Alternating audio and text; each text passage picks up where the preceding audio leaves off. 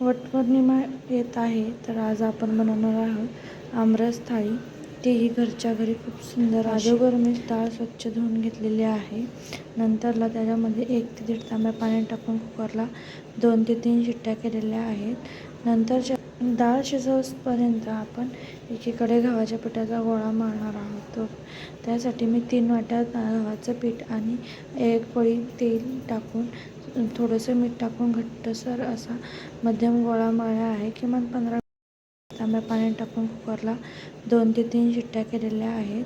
नंतर ज्याला कुकर थंड झाल्यावर बारीक अशी पुरणासारखी डाळ शिजलेली आहे. नंतर त्यात थोडंसं पाणी टाकून डाळ स्वच्छ धुवून घ्यायची. त्याचं येळवणी आपल्याला आमटीसाठी निगडीत बघ. नंतर त्याला चाळणीच्या साहाय्याने डाळ पूर्ण निथळून घ्यायचं पाणी त्यातलं.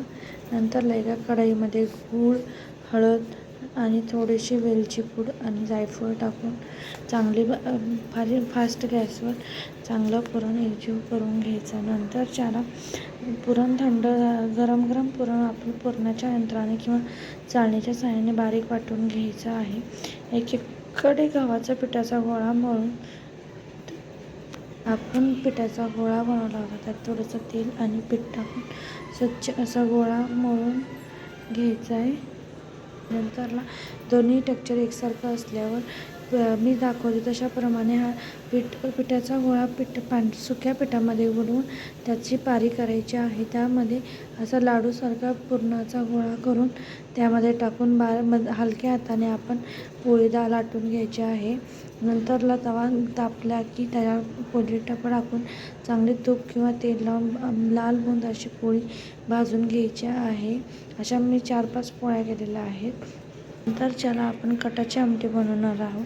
त्यासाठी मी खोबरं, टमॅटो, अद्रक, लसूण, कोथिंबीर ह्याची पेस्ट करून घेतलेली आहे. एकीकडे पातेलं गॅसवर ठेवलेलं आहे गरम करण्यासाठी. त्यात 2 ते 3 पळ्या तेल टाकून जिरे, मोहरी आणि कढीपत्ता टाकलेला आहे. नंतरला घरकुल मसाला, लाल तिखट, काळा मसाला आणि हळद टाकून चांगलं तेलात भाजून घेतलेलं आहे. नंतरला वाटण जे आपण मगाशी वाटण बनवलं होतं ते वाटण त्यात टाकून चांगलं 2 ते 3 मिनटं बारीक गॅसवर तेल सुटेपर्यंत परतून घ्यायचं. परतून झालेलं याच्यामध्ये येळवणी टाकून आपण ते मस्त अशी आमटी बनवणार आहोत. चांगली उकळल्याच्या नंतरला थोडीशी हिरवी कोथिंबीर टाकून आपली कटाची आमटी तयार आहे.